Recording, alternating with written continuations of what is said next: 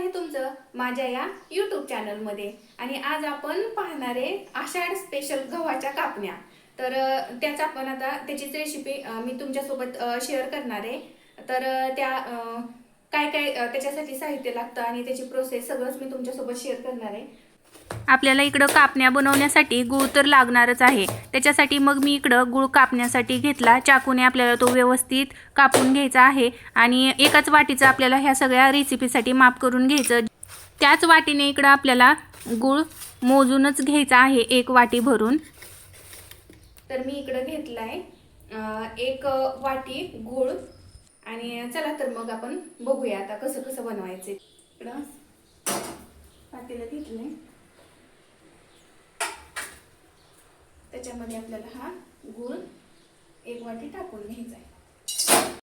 तर इथे आपण जेवढा गूळ घेतलाय तेवढंच पाणी आपल्याला घ्यायचंय। मग मी 1 वाटी गूळ घेतलेला, त्याच वाटीने मोजून मी इकडं 1 वाटी पाणी त्याच्यामध्ये ॲड करणार आहे। आणि आपल्याला हे तोपर्यंत गॅसवरती ठेवायचे जोपर्यंत त्यातला सगळा गूळ विरघळत नाही तोपर्यंत। आणि त्याचा जास्त पाक पण करत बसायचं नाही आहे, फक्त गूळ विरघळेपर्यंतच ते आपल्याला गॅसवरती ठेवायचं आहे। आणि तुम्ही बघू शकता इकडं सगळा गूळ विरघळलेला आहे। लगेच गॅस बंद करून घ्यायचा। आणि इकडं मी गव्हाचं पीठ घेते। तर आपल्याला त्याच वाटीने मी गव्हाचं पीठ 3 वाट्या इकडं घेतलेलं आहे आणि अर्धी वाटी बेसन पीठ आपल्याला घ्यायचं आहे। ही घेतलेली पीठं आपल्याला मिक्स करून घ्यायची आहेत। तोपर्यंत म्हटलं चला बडीशेप, इलायची आणि साखर आपण मिक्सरमधनं बारीक करून घेऊया। तर त्यासाठीच मी इकडं सगळं सामान घेतलं आणि ते मिक्सरमध्ये फिरवण्यासाठी ठेवलेलं आहे। ते आपल्याला काढून घ्यायचं आहे सगळं मिक्स केलेलं। आणि ते आपण जे पीठ मिक्स केलं होतं गव्हाचं आणि बेसनाचं, त्याच्यामध्ये ही पूड आपल्याला टाकून घ्यायची आणि परत एकदा ते सगळं मिक्स करून घ्यायचं आहे। आणि आपल्याला इकडं गॅसवरती 3 चमचे तेल गरम करण्यासाठी ठेवायचं आहे। पोहे खायचा चमच्यानेच तेल मोजून घ्यायचं आहे आणि जास्त कडकडीत पण नाही करायचं, थोडंसं गरम करून ते त्या पिठामध्ये टाकून ते सगळं पीठ आपल्याला मिक्स करून घ्यायचं आहे। आणि ते पीठ त्याचे गोळे बनतील इथपर्यंत आपल्याला सगळं मिक्स करून घ्यायचं आहे। आणि तुम्ही बघू शकता मी कशा प्रकारे ते मिक्स करून घेतले आणि असे गोळे आपल्याला बनायला पाहिजेत। आणि हे अशा प्रकारे सगळं मिक्स करून घेतल्यानंतर जे आपण गुळवणी बनवलेलं होतं ते गुळवणी आपल्याला इकडं ह्या मिक्स केलेल्या पिठामध्ये ॲड करून घ्यायचं आहे। आणि सुरुवातीला चमच्यानेच थोडंसं मिक्स करा, कारण ते गरम असणार आहे। मग ते झाल्यानंतर तुम्ही हे पीठ आपल्याला मळण्यासाठी घ्यायचं आहे। ते सगळं व्यवस्थित मिक्स करून घ्या।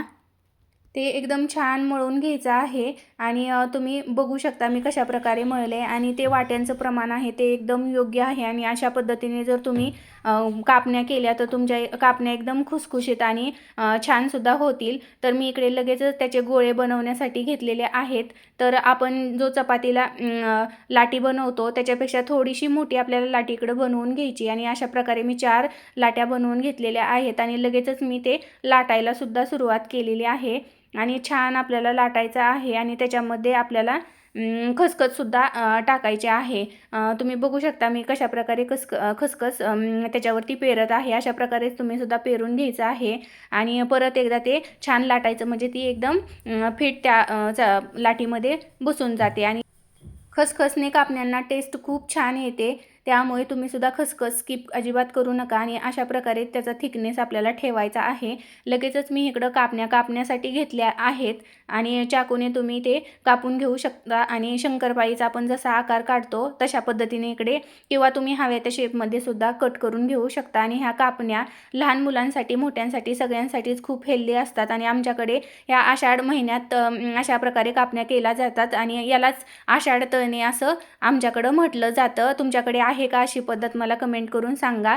मी दुसरीसुद्धा लाटी लाटायला घेतली आणि सगळ्या त्याच्यापासून कापण्या बनवून घेतल्या। आणि तुम्ही बघू शकता किती साऱ्या कापण्या झालेल्या आहेत, फक्त 2च लाटीच्या बनवलेल्या आहेत।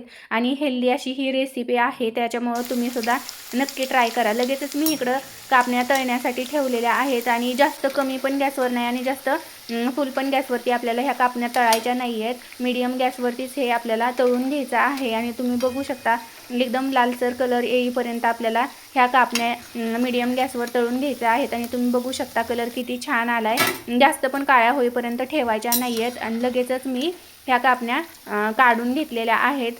अशाच पद्धतीने सगळ्या कापण्या आपल्याला तळून घ्यायच्या आहेत. आणि तुम्ही बघू शकता माझ्या कापण्या किती मस्त झालेल्या आहेत.